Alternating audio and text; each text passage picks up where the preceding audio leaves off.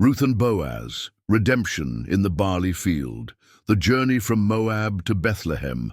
During the time of the judges, a severe famine struck Israel, prompting Elimelech, his wife Naomi, and their 2 sons to move to Moab. There, the sons married Moabite women, Ruth and Orpah.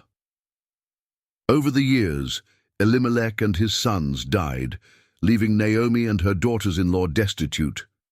Hearing that the Lord had blessed Bethlehem with food, Naomi decided to return home. She urged her daughters-in-law to stay in Moab, but Ruth declared, "Where you go, I will go. Where you stay, I will stay. Your people will be my people, and your God, my God." As they journeyed, the barren deserts of Moab gave way to the green hills of Judah.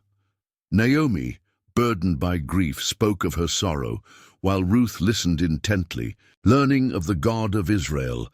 When they arrived in Bethlehem, the news of Naomi's return spread quickly, and the women murmured, "Can this be Naomi?" Naomi replied, "Don't call me Naomi. Call me Mara, because the Almighty has made my life very bitter." Despite Naomi's bitterness, Ruth saw Bethlehem as a place of new beginnings and trusted in the God of Israel to guide them. The field of Boaz. At the start of the barley harvest, Ruth asked Naomi's permission to glean in the fields. She happened upon a field belonging to Boaz, a man of noble character and a relative of Elimelech.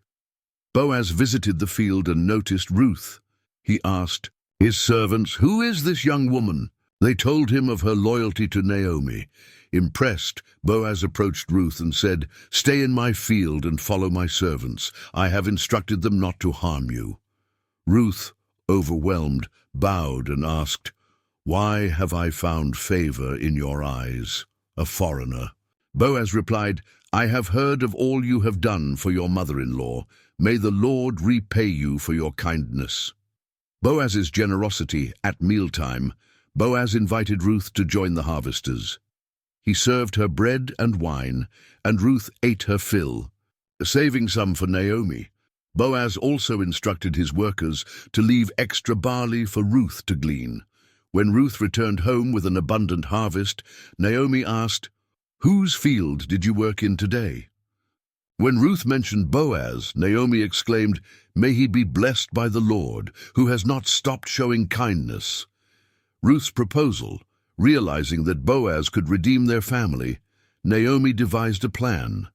She instructed Ruth to visit Boaz at the threshing floor at night.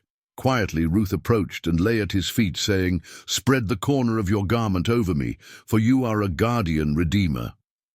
Boaz, surprised but touched, replied, "You have shown even greater kindness by not pursuing younger men. Do not fear.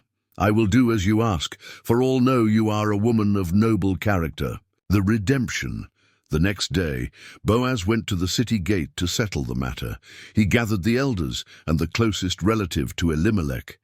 When the relative learned that redeeming the land meant marrying Ruth, he declined.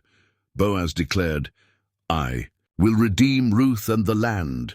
Boaz married Ruth, and the Lord blessed them with a son, Obed, who became the grandfather of King David, placing them in the lineage of the Messiah. Naomi's joy. The women of Bethlehem celebrated Obed's birth, saying to Naomi, "This child will renew your life and sustain you in your old age." Naomi held Obed in her arms with tears of joy, recognizing God's hand in turning her sorrow into blessing. The legacy of Ruth and Boaz. The story of Ruth and Boaz endures as a testament to redemption, loyalty, and God's providence. Their faith and obedience not only built a family, but also fulfilled God's plan to bring redemption to the world through Jesus Christ.